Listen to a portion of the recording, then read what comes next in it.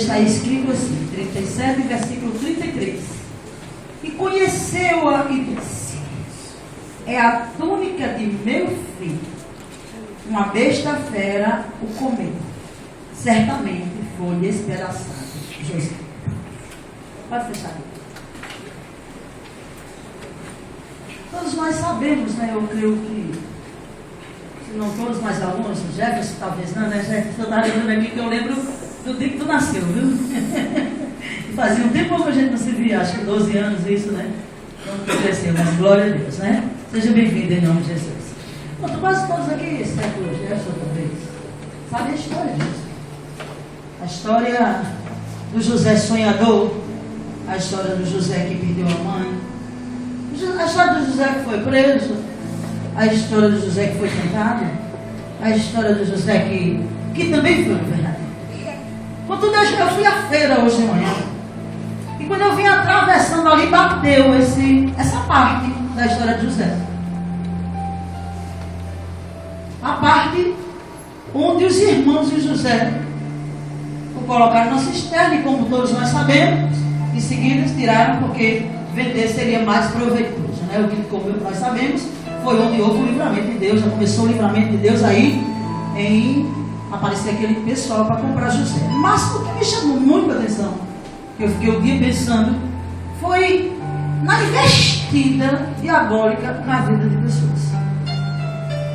E eu estava pensando com o Senhor que a gente, na verdade, nunca viu demônios andando. Eu nunca vi, você já viu?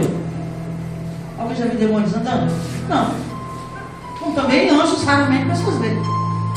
Contudo, nós sabemos que isso aí foi uma artimanha de Satanás, se utilizando dos irmãos de José para impedir o plano de Deus que havia na vida de José. Porque o inimigo, ele usa pessoas. Claro, ele usa o clima. Ele usa o clima, porque o próprio Deus diz que ele pode jogar fogo do céu. Mas nós sabemos aí que ele se utilizou dessa estratégia de traição para atrapalhar os sonhos de Deus na vida de José. O que não foi diferente com Jesus e com outros, e também não é diferente comigo e com você. E quando o Senhor tem um projeto, enquanto o Senhor tem um sonho, claro que para a glória dele, porém nós somos beneficiados quando estamos na vontade de Deus e dentro do plano de Deus. O inimigo arquiteta planos terríveis contra vidas, famílias, para que não haja manifestação da glória de Deus na terra. Mas ele perde. E o inimigo sempre perde.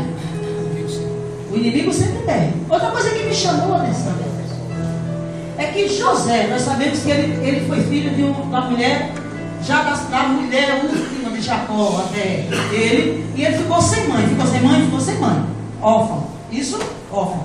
Aos olhos humanos, já era para ser beneficiado, os mais velhos. O rapaz não tem mãe, o rapaz é jovem. Então o que aconteceu? Os mais velhos deveriam ser proteção para ele, contrário. Os mais velhos foram os que foram usados para tentar abortar o sonho de Deus na vida de José.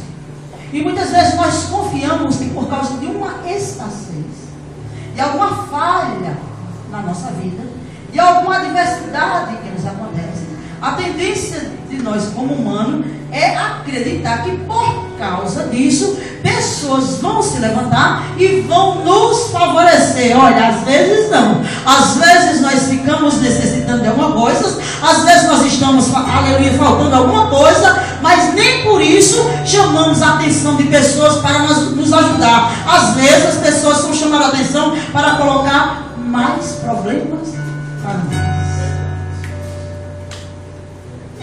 Porque quando Deus tem um plano na vida de uma pessoa, que é no meu caso, no seu caso, diga glória a Deus, foi um negócio que a gente fica exclusivamente dele. E eu acredito que José, todas as vezes que ia, gente, visitar aqueles irmãos, quando ele ia fazer o seu serviço, levar a comida, eu acredito que ele ia inocente, tranquilo, naquela alegria, eu vou encontrar os meus irmãos. E vai ser bom quando eu encontrar os meus irmãos. Não sabia ele que havia uma maquinação contra a sua vida. Não sabia ele que havia uma inveja já teve nada no coração dos seus irmãos. Não sabia ele o que estava preparado, mas Deus sabia. Diga, Deus sabe tudo. Deus sabe tudo. Diga, Deus sabe tudo. Deus sabe tudo. Aleluia. E daí, na tranquilidade, na alegria. Nós sabemos até que ele chegava alegre e os irmãos também que lá vem o sonhador. Claro, isso vindo de um inimigo, a gente diz, está debochando de mim. Mas vindo de um irmão, a gente diz, eles estão gostando porque eu sonhei. Mas ninguém se declarava, nem para o pai de José, nem para José, e nem para Deus, que tinha uma inveja mortal de José. Porque o inimigo não tem pressa. O inimigo não cansa. O inimigo é espírito. Ele trabalha perseverando, imitando a Deus também na perseverança. Porque ele sabe a hora certa de chegar e atacar uma presa. Diga nesta noite, eu não sou presa de Satanás. E vai. E o tempo vai passando. O tempo vai passando. O tempo vai passando. E de repente tudo aparentemente normal. Contudo, houve um dia em que José foi um pouco mais distante. Em que José saiu dos arredores da sua casa. Em que houve a necessidade de ir um pouco mais além. Quer dizer o quê? Se eu vou um pouco mais além, consequentemente eu estou um pouco mais cansado.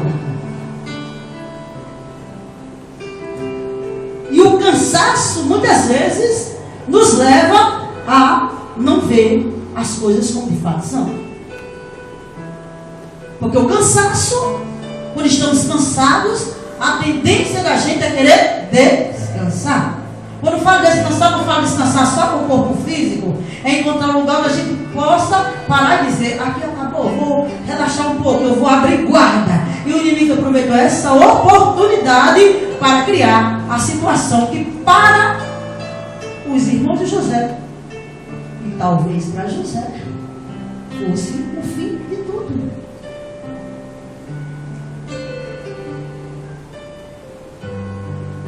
Fosse o fim de tudo. Porque imagine se você,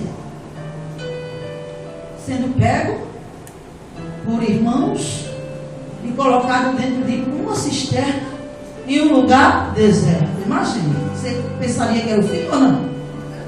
A princípio, no meu caso, eu acho que seria desesperador, porque psicologicamente eu ia ficar apavorada, eu ia ficar sem entender nada, eu ia momentaneamente enlouquecer. Como que faz isso? Eu não entender nada. A princípio, talvez é uma brincadeira, mas depois, quando eu gritasse e visse que ninguém me soube, é verdade, é coisa para tirar, né? Então, enfim. Porque as cisternas de antigamente, ou algumas de hoje ainda, não é coisa pequena. Coisa profunda. Ele foi lançado lá dentro.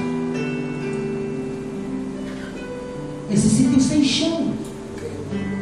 E quantas vezes circunstâncias, pessoas nos deixa sem chão. Nos deixa como que desfavorecido, desmoralizado, envergonhado, desprotegido. E a gente para e diz, pronto, aqui parou, porque vem o que vier daqui para frente, nada vale mais a pena, porque se isso aconteceu em relação a eles, o que é que não pode acontecer em relação aos que vêm por aí? Eu não quero mais nada, mas eu quero dizer nesta noite, que independente da frustração, independente da traição, independente do que fizeram contigo, eu quero te dizer nesta noite, eu quero te chamar e me chamar uma consciência. A realidade foi o inimigo que usou alguém para fazer isso. Foi o inimigo que se utilizou de alguém também fragilizado, mais frágil do que eu, mais frágil do que você, que tem uma brecha maior do que a minha e do que você, e fez isso contra nós. As pessoas não têm nada a ver com isso. Porque eu quero quero dizer isso, eu faço questão de dizer isso, porque foi isso que Deus me falou hoje quando eu vim na feira. Ele disse: os motins satânicos faz com que pessoas desprezem outras quando não deveriam desprezar. Faz com que pessoas fiquem comentando coisas pejorativas a respeito de outras quando não deveriam fazer. Eles incentivam, os espíritos malignos incentivam as pessoas a ver o olhar que não há em nós. Ele deturpa as coisas porque é uma nuvem negra. Nuvem negra que desembaça. É por isso que nesta noite, como já foi falado, nós temos que fazer o que o Senhor disse: comprar de mim colírio para que veja. Aleluia! Eu sei que é dom. Eu sei que é ruim. A gente chora. A gente sofre. A gente às vezes esfria a pele. Mas sobrevivemos.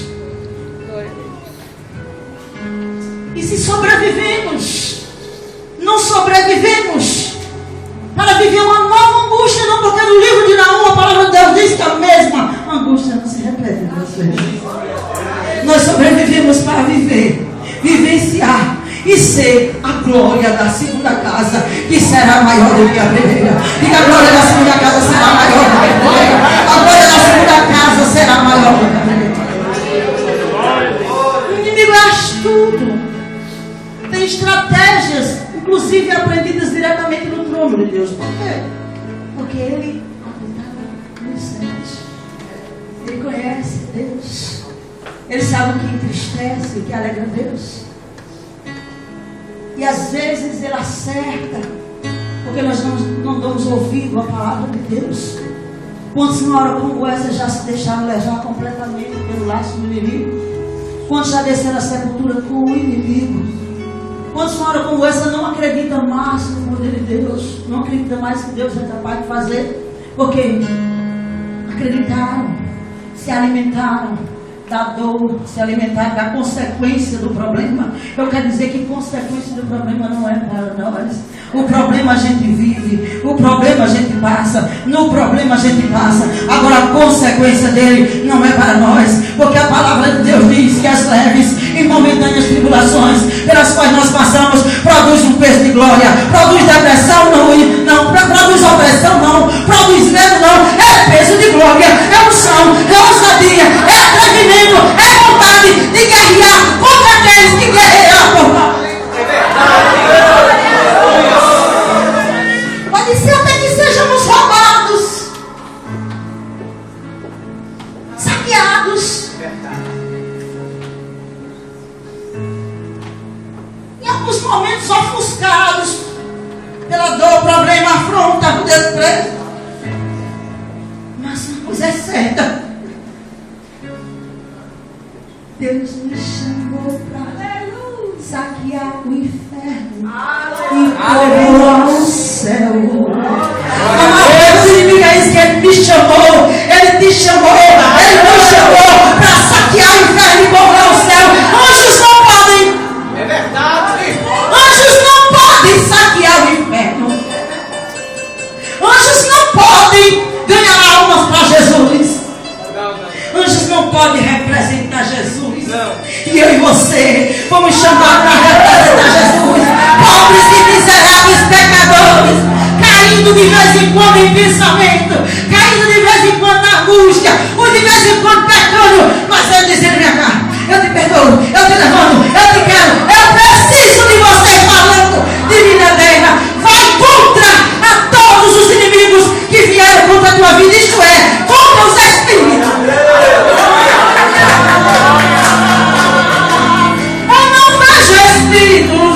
Mas eu sei que existe. Eu não vejo Satanás, mas eu sei que existe. Eu não vejo nenhum trabalhando contra mim, contra a tua vida, mas eu sei que existe. Porque quando alguém se levanta com inveja, quando alguém se levanta com rejeição, quando alguém se levanta com fofoca, com desprezo, Satanás está usando sim. É verdade. Mas nesta noite, o Senhor me disse: destrua junto com a minha igreja os motins, as preparações que o inimigo está fazendo para que alguns não caminhem. demais. Quer abrir correntes? Aleluia. E você vê corrente? Não, mas existe. Existe sim. Sabe por que muitas vezes ele chega e quer nos colocar numa cisterna, que significa um lugar fechado, para que a gente fique zonzo e não olhe mais para o alto. Porque a palavra de Deus diz que estava ali Jesus na cruz e 2 malfeitores, um à direita, à esquerda, e um disse: lembra de mim quando chegares no teu reino. E ele disse: hoje mesmo estarás comigo no paraíso. Tem coisas que não é para ontem, tem coisas que não é para depois da manhã, tem coisas que é para hoje. Você está sentindo que é para hoje, vai começando a sentir, deixa esse sentimento diferente intensificar dentro do teu ser, que você vai ver que algo novo vai brotar.